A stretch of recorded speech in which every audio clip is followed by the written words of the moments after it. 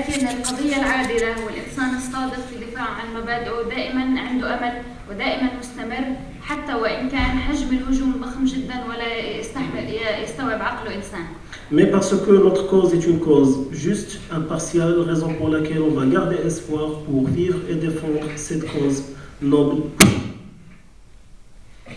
في شهادة طبعا الحرب أيضا وثقنا كثير من الحالات ومن القضايا الإنسانية ويمكن لا يوجد متسع أيضا للحديث عن كل قضية لأنه كل بيت تقريبا فلسطيني بيحمل قصة من قصص المعاناة اليومية اللي بنمر فيها.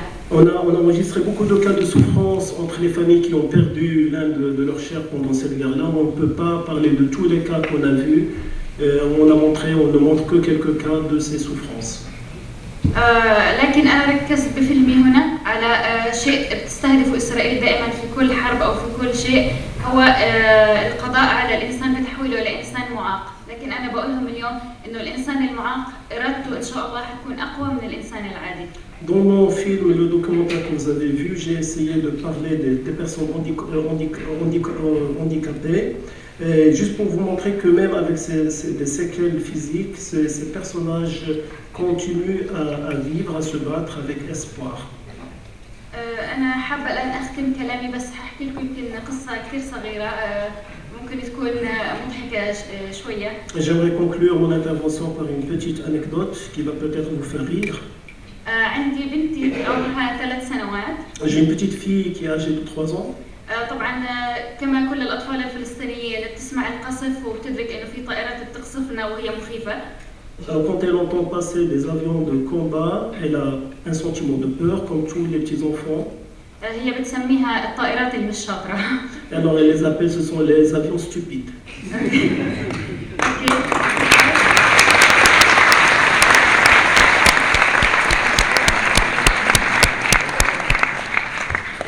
بنتي لما أنا أخبرتها إنه أنا مسافرة سألتني كيف رح تسافري؟ قلت لها عن طريق الطيارة. Alors quand il m'a posé la question où est-ce que tu vas, je lui ai dit que je vais partir en voyage. Je me dis comment tu vas faire, je lui ai dit je vais prendre l'avion. Et j'ai oublié vraiment cette histoire d'avion stupide. Alors je lui ai dit non, cette fois je vais prendre un avion intelligent, mais pas un avion stupide.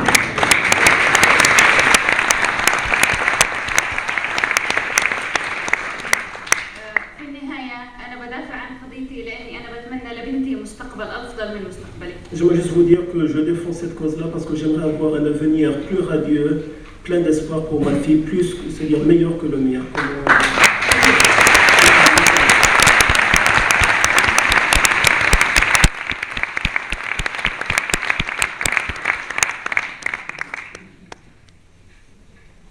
Merci beaucoup. Alors, comme vous avez vu, c'est pas facile de faire venir les gens C'est pas facile de faire venir les gens de Gaza, mais c'est encore plus difficile pour eux d'aller en Cisjordanie. Donc on la remercie très chaleureusement pour sa présence et pour sa présentation. Merci Rosa.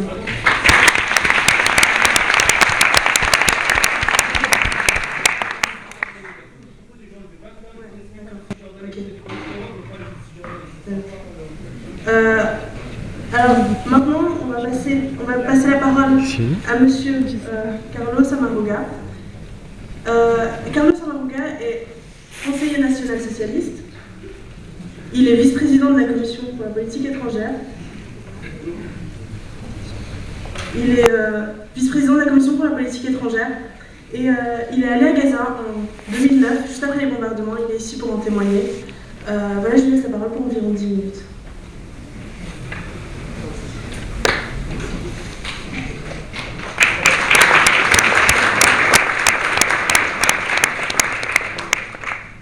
Bonsoir, je voulais tout d'abord remercier l'association Droit pour tous pour l'organisation de ce débat et l'invitation. Aussi remercier les autorités qui ont permis que ce débat public puisse avoir lieu dans cette salle et que la sécurité puisse être assurée pour le public mais aussi pour les orateurs. J'ai accepté de venir à ce débat parce qu'effectivement, il y avait des parlementaires, il y a des parlementaires de Gaza qui étaient ici présents. C'était l'occasion de pouvoir rencontrer à nouveau des parlementaires que j'avais déjà eu l'occasion, pas les mêmes d'ailleurs, lors de mon voyage à Gaza. J'avais rencontré lors d'un premier voyage en Cisjordanie d'autres parlementaires, des parlementaires d'autres forces politiques d'ailleurs, quand j'ai été à Ramallah et ailleurs.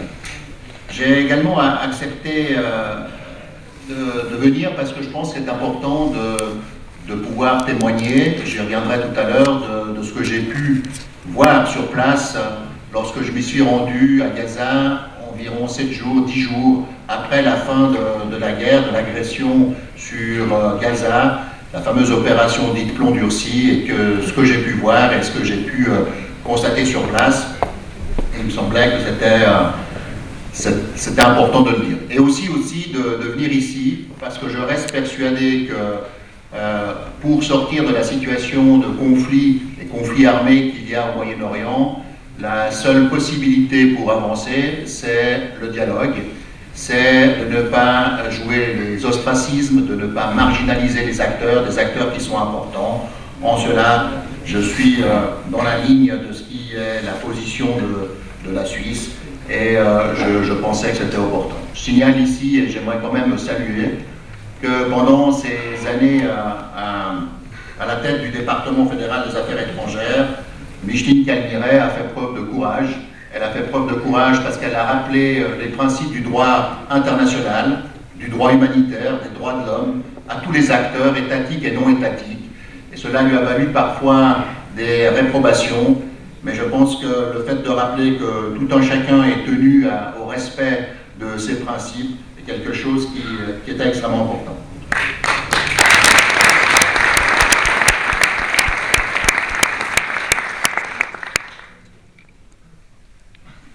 Je ne veux pas revenir sur toute la polémique qui a eu lieu avant cette conférence publique. Je dirais simplement qu'elle a permis de parler plus largement encore de la problématique de Gaza, de ce qui se passe sur place, de la souffrance des enfants, femmes et hommes qui vivent là-bas, qui vivaient encore jusqu'à peu totalement fermés en raison aussi de la collaboration du régime de Moubarak avec l'État israélien sur la situation autour du blocus de Gaza. Il est vrai que ma participation au voyage à Gaza, juste après l'opération Plomb Durci, elle s'inscrivait dans une volonté d'aller voir et de pouvoir témoigner de ce qui se passait là-bas, de solidarité avec le peuple de Gaza qui souffrait depuis 3 ans d'un blocus extrêmement sévère, alors même que le seul, je dirais, délit commis par les Gazaouis, c'est d'avoir élu démocratiquement des représentants avec une majorité, d'ailleurs en Cisjordanie aussi, une majorité qui était celle du Hamas, et qui a amené en fait à une marginalisation d'abord une pression sur toute la Palestine, mais ensuite une marginalisation du Hamas. Et nous voyons aujourd'hui que cela n'a malheureusement mené à rien au niveau d'une solution du conflit. Et je peux vous dire que quand je suis arrivé, il y avait des personnes qui attendaient depuis 3 jours ou 4 jours à l'entrée du portail de Rafah. Grâce au passeport diplomatique, nous avons pu passer en 20 minutes. Moi, j'étais un visiteur, mais il y avait des personnes qui venaient avec des médicaments, qui venaient avec de l'aide humanitaire et qui ne pouvaient pas passer. Même l'aide humanitaire suisse était bloquée et elle n'a pas pu passer aussi rapidement qu'on le souhaitait. Quand j'ai passé le barrage, ce qui m'a d'abord frappé, je dois vous le dire, c'est que au-delà des destructions d'immeubles, parce qu'il faut bien se rendre compte que c'est une zone fortement densifiée, Gaza, c'est pas des campagnes avec quelques villages, c'est une zone urbaine, avec des espaces de champs et autres, mais c'est en fait des villes. C'est au-delà de la destruction que peut laisser une guerre, c'est la systématique destruction des minarets qu'on pouvait voir dès qu'on en arrivait à Gaza. Alors moi, je veux bien imaginer que l'un ou l'autre de ces minarets ait pu être utilisé comme infrastructure militaire par les tenants du pouvoir à Gaza, Mais mon sentiment, ça a été une volonté finalement d'humiliation et de s'en prendre à des symboles de la culture, de la religion, de la population de Gaza.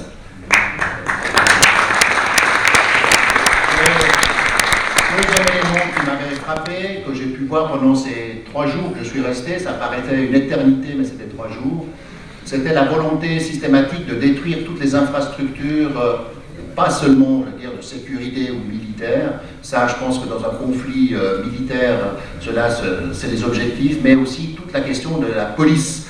J'ai pu voir que des petites guérites de police au bord de la plage avaient été bombardées tellement violemment que cela avait même détruit les infrastructures d'une ONG financée par la Suisse, qui s'occupe simplement de la prise en charge psychologique d'enfants souffrant de troubles liés en fait à la guerre et à la violence. Et je peux vous dire que cette volonté de désorganisation m'a aussi beaucoup frappé. Mais je peux vous dire que je suis revenu profondément marqué de ce voyage par les témoignages que j'ai pu entendre de ces jeunes et de ces enfants qui expliquaient qu'en fait, ils ne savaient plus comment se comporter au moment des bombardements, puisque s'ils restaient dans la maison, les maisons étaient détruites, et que s'ils sortaient, ils étaient brûlés par le phosphore blanc.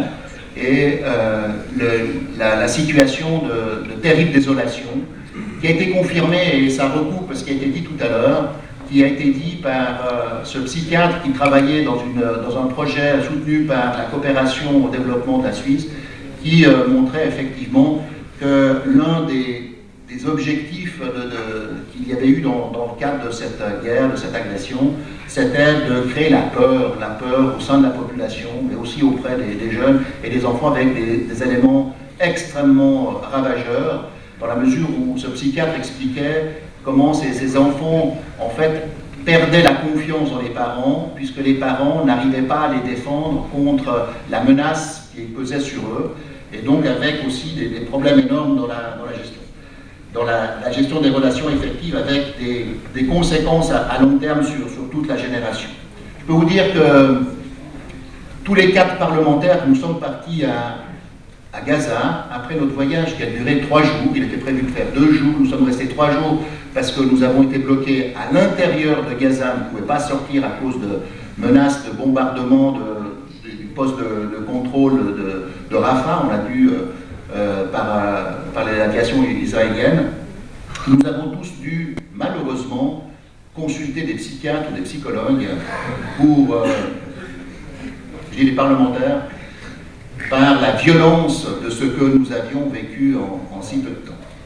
Et je peux vous dire que chaque fois que je pense à ce voyage, j'ai toujours une très très forte émotion qui me soulève, parce que les récits que j'ai pu entendre, mais ce que j'ai pu voir aussi, dans quelles conditions vivaient ces familles, était quelque chose de dramatique.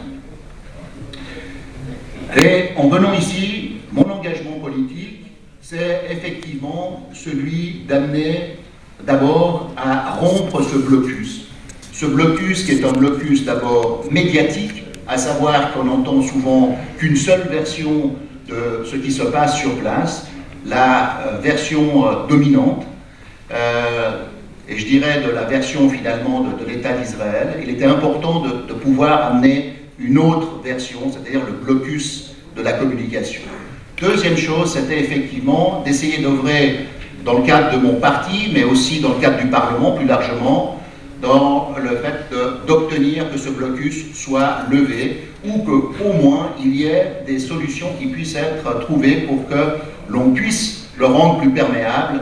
Et là, la Suisse, par une de ses propositions d'ailleurs, avait fait une proposition pour pouvoir avoir un contrôle de ce qui pourrait entrer, et ainsi lever, ou disons plutôt assouplir le blocus. Malheureusement, la rigidité des partenaires, disons des acteurs locaux, n'a fait que cet accord n'a pas pu être mis en place, ou disons ce processus n'a pas pu être mis en place, faute d'accord politique, puisqu'il n'y avait pas de volonté de pouvoir assouplir par l'État d'Israël notamment le blocus, c'était pas seulement l'État d'Israël à l'époque, c'était aussi l'Égypte et un certain nombre de puissances occidentales. Maintenant, aujourd'hui, je veux dire, aujourd'hui, la question du blocus est toujours d'actualité. Certes, ça s'est assoupli par les changements qui interviennent en Égypte, mais cela dit, les personnes vivent toujours enfermées dans une énorme prison. Et ça, je pense qu'il faut vraiment prendre conscience. C'est pas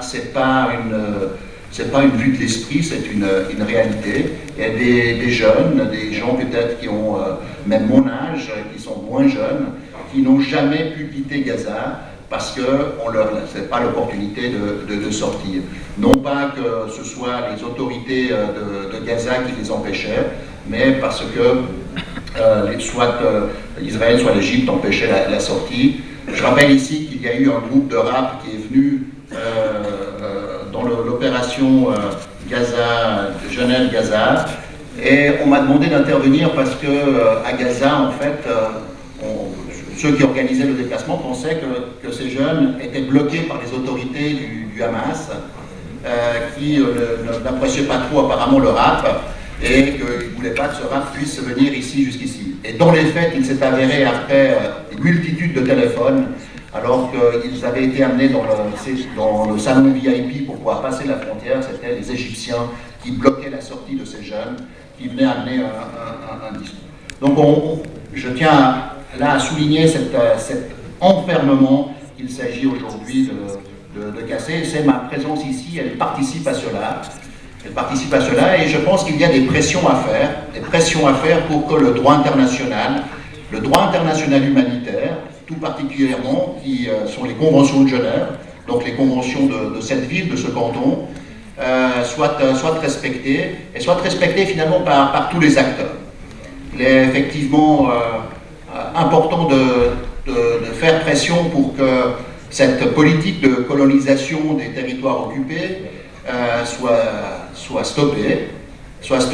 C'est aujourd'hui, on a évoqué tout à l'heure la question du boycott, et effectivement je soutiens ce boycott, et le Parti Socialiste, dont on m'a rappelé les valeurs pendant la polémique, parce que je les aurais oubliées, j'ai signalé, soutient un boycott qui est un boycott ciblé des produits qui viennent des territoires, des colonies de peuplement. Je rappelle que beaucoup d'entre vous ont chez soi des soda club pour faire de l'eau minérale gazée avec de l'eau, et c'est quelque chose d'une entreprise qui a son siège dans une colonie de peuplement en violation des conventions de Genève. Peut-être que cela permettrait peut-être aussi de changer nos habitudes, et par nos habitudes de contribuer à éviter de renforcer la politique de colonie et de violation du droit international humanitaire. Je reste persuadé qu'aujourd'hui la paix dans cette région du monde n'est possible d'une part que par le dialogue.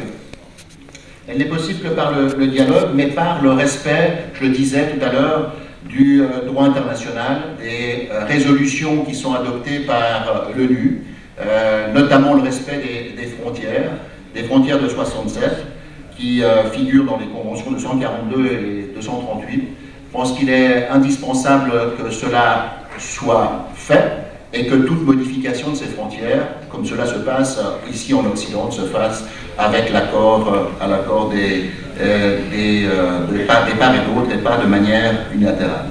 Je reste persuadé que pour pouvoir atteindre la paix, il faut que tous les partenaires respectent aussi les droits de l'homme, principe que nous appliquons ici en Suisse, en Europe, que comme démocratie, nous essayons de mettre en place. Je pense que des États qui se revendiquent être des démocraties exemplaires ne peuvent pas détenir pendant des années des personnes sans jugement, en détention administrative, que ce soit d'ailleurs des simples citoyens, que ce soit des responsables de mouvements sociaux, ou tout simplement des parlementaires. Je considère que lorsque l'on est un élu du peuple, démocratiquement élu, par des élections reconnues internationalement comme démocratiques, il n'y a pas de raison, il n'y a aucune raison qui justifie que l'on fasse des détentions administratives qui durent sans fin.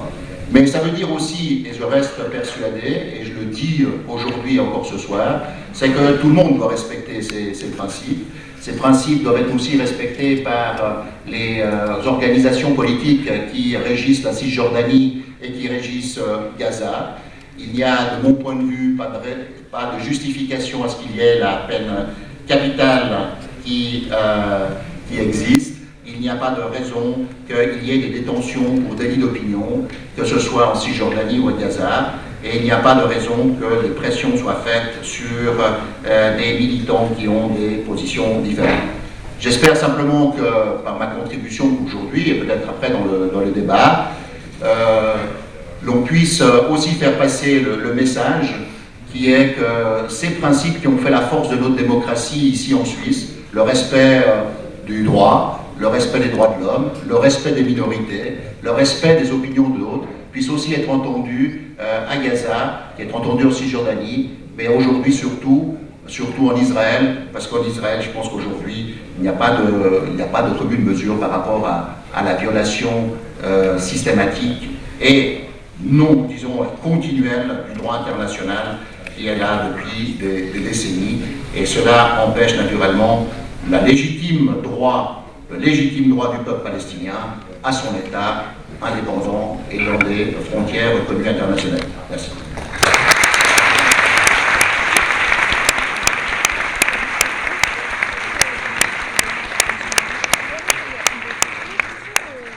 Merci beaucoup, Monsieur le Conseil national.